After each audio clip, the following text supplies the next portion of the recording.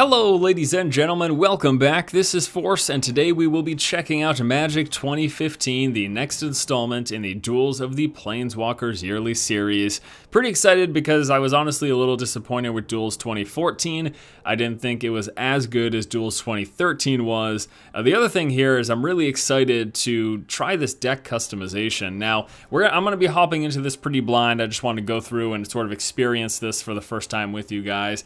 The only thing I've done is go through the tutorial, and when you reach the end of the tutorial, that's when you get to start building up your cards. So you get to pick two colors. So you pick a primary color of the five, and I'm trying to think what I'd like to go with. Why don't we start off with white as our primary color? So we're gonna go with white, and then we pick a secondary color. So we could go white-green, we can go white and blue, we could go white and black, which might be okay. Or we could go with white and red. Why don't we try white-green? Why don't we try that combination? So we're gonna choose Heed the Call. So now we've decided on our starter deck.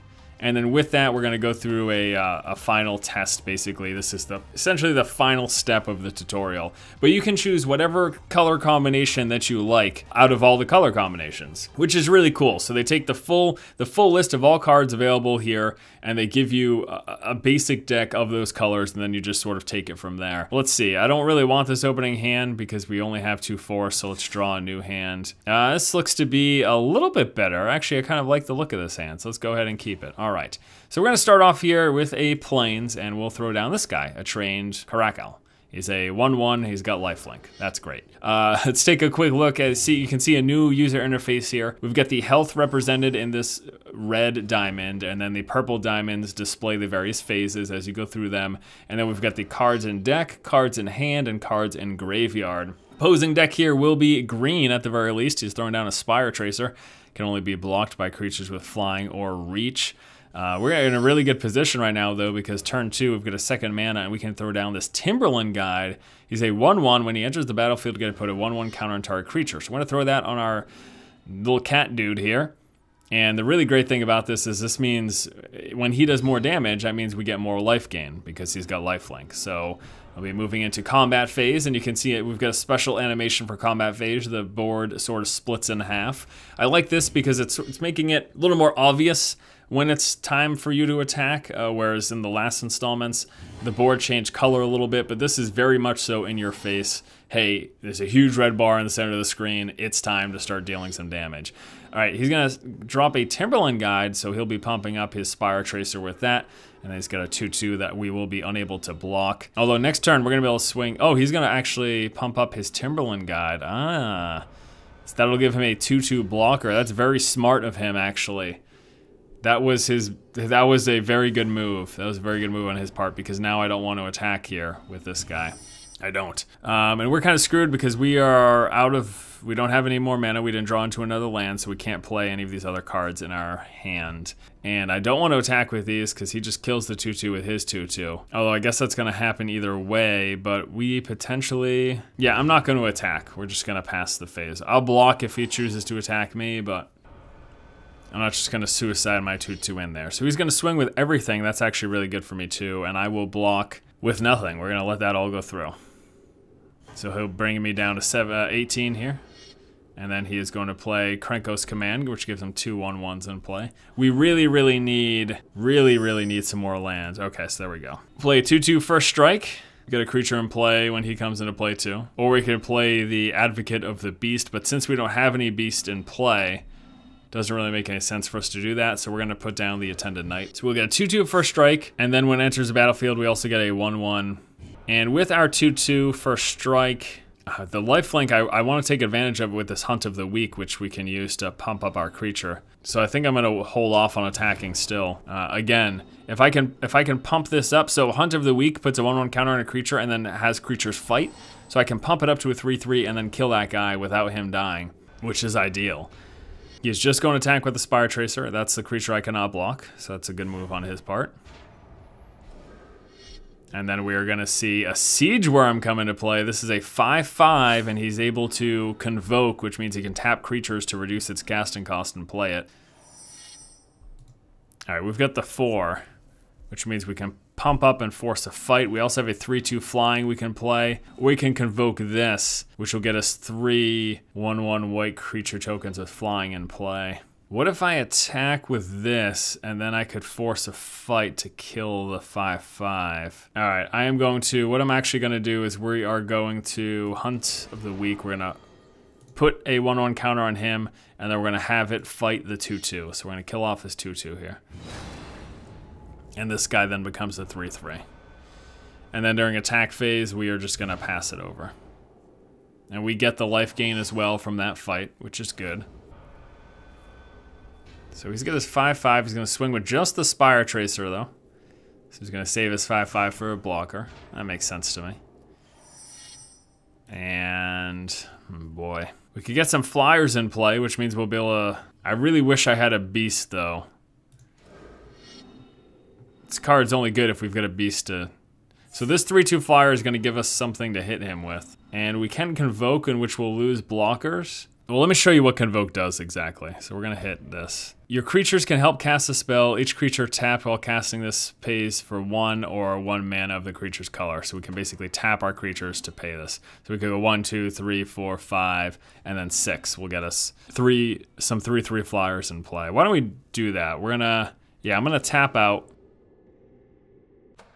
There we go. And now we're going to get... I have to play during my turn since it's sorcery. Now we're going to get some 3/3 flyers in play. Honestly, I'd rather have a big 5/5 trample convoke card, but the flyers are really nice too. This is going to allow us, unless he does a mass board clear, it's going to allow us to start swinging him in the air for quite a bit.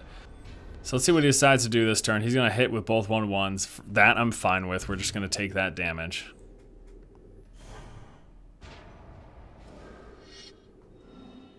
Enchanted creature gets +3/+0 and has first strike. He's going to put that on his 5/5 trample. So that becomes an 8/5 trample for strike. That's honestly super terrifying. Gosh, I wish we had a beast for this Advocate of the Beast. And now we've just got, you know, sort of a bunch of whatever going on here. Play Advocate of the Beast. Oh no. It tapped white twice. That's not good. I definitely wanted to save white mana for Raise the Alarm. We're going to hit him in the air with everything we have to hit him with. And that's that. So we're just going to hit him with our safe attacks. He cannot block these. So 3, 4, 5, 6 damage it'll go through. Bringing him down to 12. I can't believe that. What a stupid... The fact that it would choose double white to play a green creature. Oh well, whatever. And during his attack phase, he's going to choose to attack with nothing. Okay. We've got the Wandering Wolf. Creature with power less than Wandering Wolf can't block it. So this is just a lot of basic cards, you know, nothing too fancy, but that's sort of how this is supposed to be. We're supposed to build up our catalog, essentially. All right. So we can play the Wandering Wolf, but I don't see much of a reason to play any of this, honestly. I figure we should just go into our attack phase and just leave a bunch of blockers, because we've got enough blockers to potentially kill, you know, what he might swing us with, so, especially since he can't block it. Alright, excellent. So that brings him down to 6, we're still at 17. We haven't seen much from the opponent player. We are playing on the Planeswalker difficulty, which is the highest, but I guess he can't do anything, so... So that's the game. Well, you get to take a look at the interface, how this all works. Let's just attack with all, doesn't really matter. You get to take a look at the interface and some gameplay with it. Now let's go ahead and I guess look at some of the various other features. Okay, so in beating the tutorial, we have unlocked a booster. So we're gonna go ahead and open that up. And, ooh, we got a Resolute Archangel. That's something we can actually play in our deck that we have, because we're running white. So that's not too shabby. All right, welcome to the Deck Builder. On this screen, you can create and shape the decks to your will. So this is the one card that we have. This pane contains the cards you currently have in your collection. This pane consists of any cards you have in your deck. A strong deck has a good balance. Currently the deck has 26 lands, 34 spells, which is ideal. Okay, 26 lands might be a little bit heavy though. Here's your first card. It's a rare card, which means it's very special. Yes, add this card to your deck. Use it in duels. So we can add this to our deck. So that will be well done. Keep the balance of lands. Spells in your deck. You should take out one spell, so we need to take out one. I don't know if I want to remove Attendant Knight though. There might be other... Well, I'll do it because you're telling me to. for the sake of this tutorial. You can unlock more cards. Don't forget to come back to the deck builder. Okay, so as I unlock more cards, we'll go back to the deck builder and do all that. And now we could go through the campaign, but I'm gonna hop back here. So there's the tutorial, there's the campaign, and then we can do practice duels. That's for this, so those are the single player options. Multiplayer, obviously, we'll be doing Friday Night Magics for those. There is a shop. What is the shop for? Purchase boosters, card collections, or what's the card collections? I understand what purchasing boosters will be, but what is this? For $20, we can get all card collection unlocks. This will add all the cards from all the base game planes to your collection. Oh. Okay, so I can purchase the cards individually, or I can just unlock them all for $19.99. I see. So I heard there were microtransactions. I know the base game is only for $10, which I'm not sure if that's cheaper than how much the base game cost in the past. But this will allow us to unlock additional cards for our deck building, or we can unlock them while playing through the campaign. That's something I'm not positive about. And I will, you know, play through a bunch and then sort of do a follow-up video. But this was, you know, this was just sort of meant as an introduction, but that's interesting. I mean, I'm probably just gonna buy the card collection anyways for the sake of making videos, but so we can look at our card collection, which at the moment it should only be the one card. Okay, so these are all the, so sort by color. Okay, so these, we don't have, these are all the available cards potentially. And then we can search through for the different blocks. And okay, that's kind of cool actually. I like that. Can I just search through for the cards that I own? There should be an option to just search through for the cards that you own. Because obviously you can see there's a bunch of grayed out ones, and then the colored in ones are the ones that I actually have. See what I mean? So most of these are all grayed out, except for a few of the green and white ones that went with the deck, the choice selection that we had. But all right, so what about, let's go to the deck builder, and yeah, so that's it. So I guess this is how you search through for the cards that you have when building your own deck. Now I do wonder as well if you can construct multiple decks at a single time, or if it's only going to be sort of one deck at a time that you get to do. Okay, so decks, card collection, help and options, player profile, store locator, extras, or that's nothing too fancy. Yeah, so I guess that's basically it. Showed off some gameplay. I'm gonna be doing multiplayer in Friday Night Magic. I'm gonna keep playing the game myself, and I'll do a follow-up to this. I'm really, I don't know, man.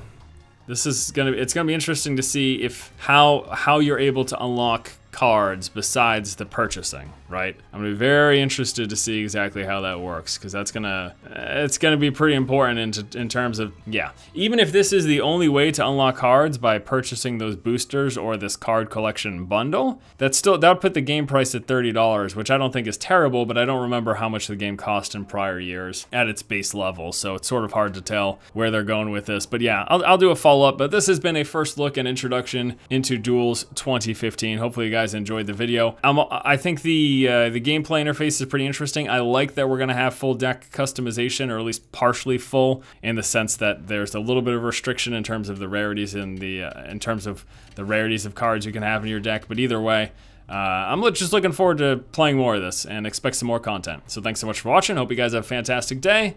Stay tuned for more Duels 2015 coming up. Keep watching and keep owning. I need to get rid of something here.